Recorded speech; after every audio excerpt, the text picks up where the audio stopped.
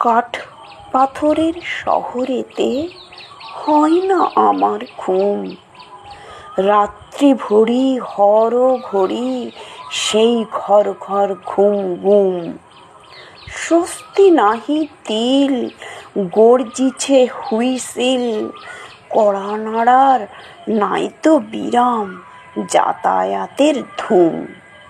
আমি থাকি সুদূর গ্রামে, বনরাজির মাঝ। শোভন লোভন শ্যামল কোমল নিয়েই আমার কাজ।